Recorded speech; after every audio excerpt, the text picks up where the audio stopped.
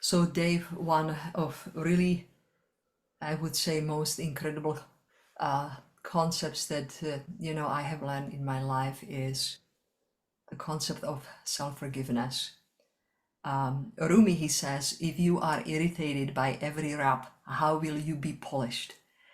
And so, I really want you to just explain what do you mean also by, or how do you understand self-forgiveness?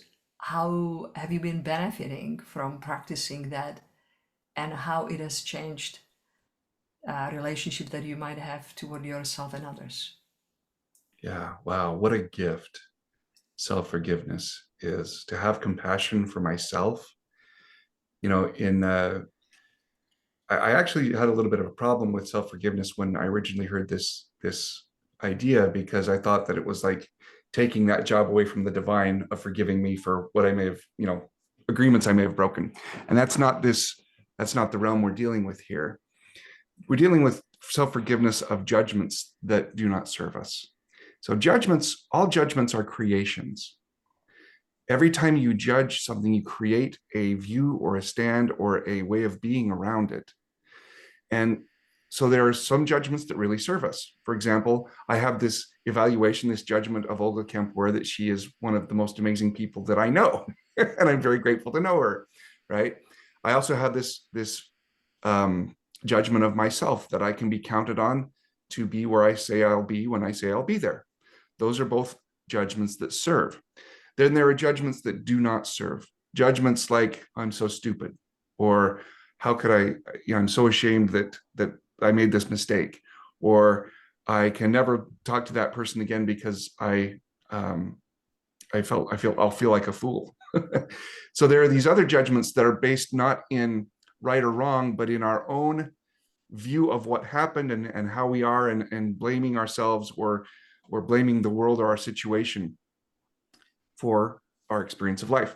Self-forgiveness offers an amazing, beautiful way to clear the space of our lives such that we are free to create newly how we're going to be with any situation, with any person, and most importantly, with ourselves.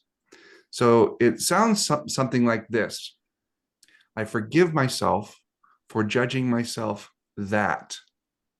And after that, you can put just about anything, that this person was mean to me. I forgive myself for judging myself that this driver cut me off, and I'm really mad now.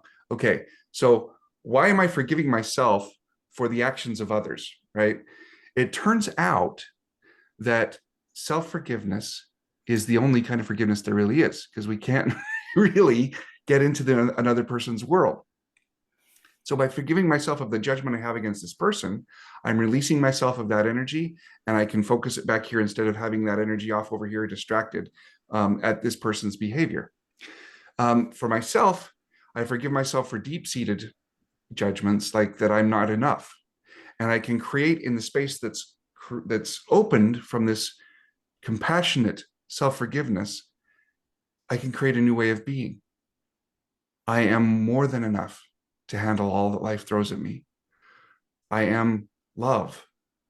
I am the presence of light and inspiration wherever I go. Those are just a couple of different ways that I can, fill that in. The axiom here is that everyone is doing the very best they can in every moment, including me, including you, including everyone. So it's this idea of psychological innocence that allows this to work. What are your thoughts on that, Elga? Yes, I'm seeing for myself. I'm seeing clearly one thing, and that is just that forgiveness is the opposite of judgment. It just that's like it's just like black and white, right?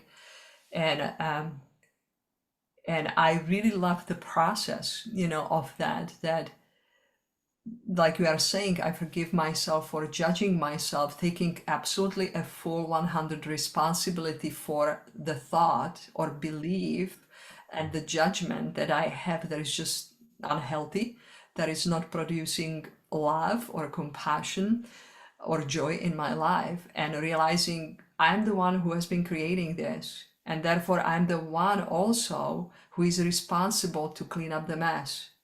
And what is beautiful about the whole process of self-forgiveness is, at least for me, is it helps me really to tap into the deep core of who I am. And I'm always amazed, as I do that, as something comes up during the day and I really take the time to pause and just pay attention to it.